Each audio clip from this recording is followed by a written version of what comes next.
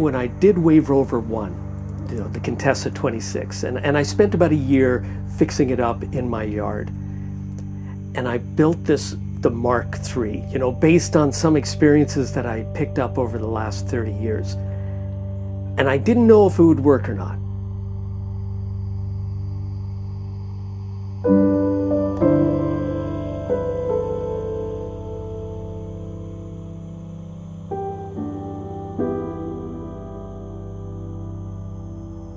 You know, I had this feeling that it would, but there's so many little variables. It's easy to mess this up if you don't truly understand what's happening.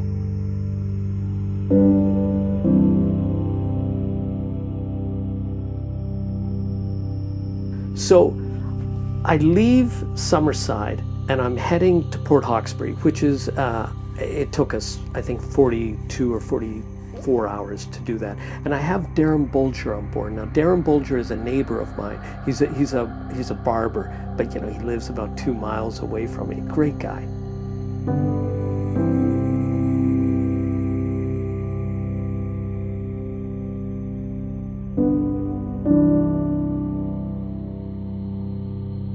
And he comes on board. He was a fan of the whole project and came on board with me.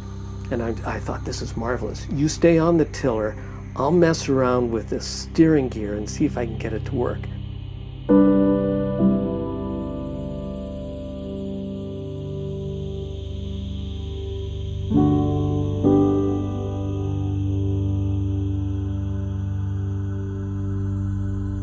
And so he did that. And the wind was light and variable. And I thought, well, maybe that's the reason I can't get it to work. But if I can't get this to work, I cannot go offshore, because as a solo sailor, after I drop Darren off in Cape Breton, I'm by myself. I've got to get this to work. And I couldn't get it to work, despite what I was doing. I was crossing lines, I was trying at numerous things.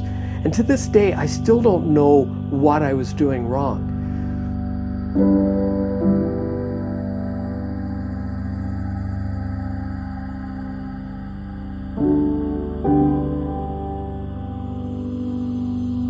But I got to Cape Breton, to Port Hawkesbury, and by this time CBC's run an article, or run a newscast on me.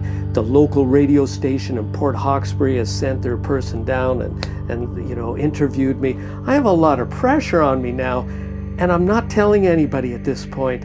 I haven't figured out the self-steering. Yes, it looks like I have self-steering. I seem to know what I'm doing, but I don't have self-steering.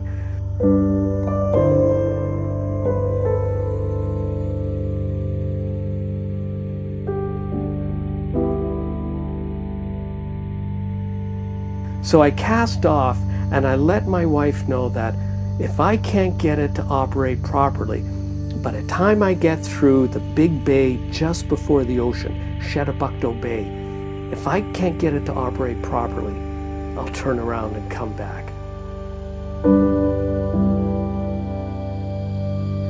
Well, when I got into Shettibucto Bay, which is this massive bay, it's 10 or 20 miles, and the wind came in at a nice angle. It was a beam reach.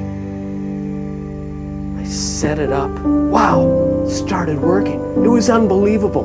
It was such relief to feel that self-steering take over. And now I was just a passenger on board.